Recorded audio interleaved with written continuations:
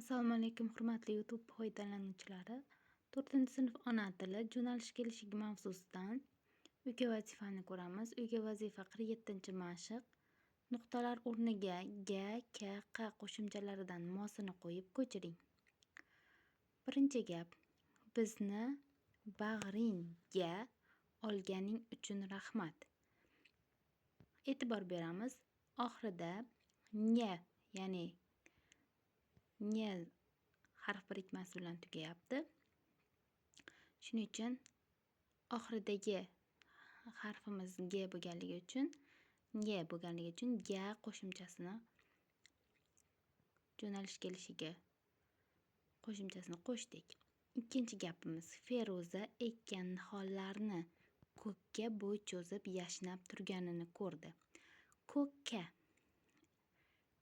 ya'ni ko'k so'ziga ka qo'shyapmiz. Nimaga ga emas? Ko'k ga deb aytganimizda talaffuzda qiyin bo'lganligi uchun ham,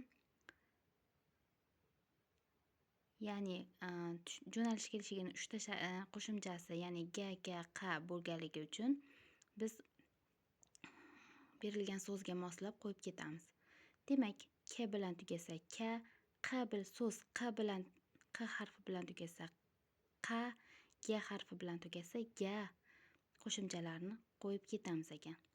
Uchinchi gap: Ravshan kaptarlarni osmonga uchirib yubordi.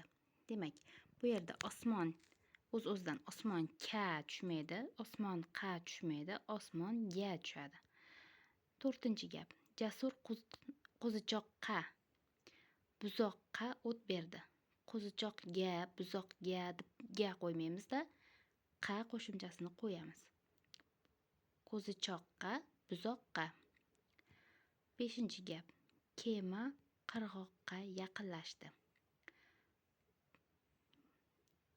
Qirg'oq so'ziga ham mana q harfi bilan tugayapti. Shuning uchun qa qo'shimchasini qo'shyapmiz. Oltinchi gap: Singlim tovuqqa don berdi. Demak, tovuq so'zi ham q bilan tugayapti. Shuning uchun qa qo'shimchasini qo'shyapmiz. Tovuqga yoki tovuqka deyilsa, bu imloviy xatoga kiradi. E'tiboringiz uchun rahmat.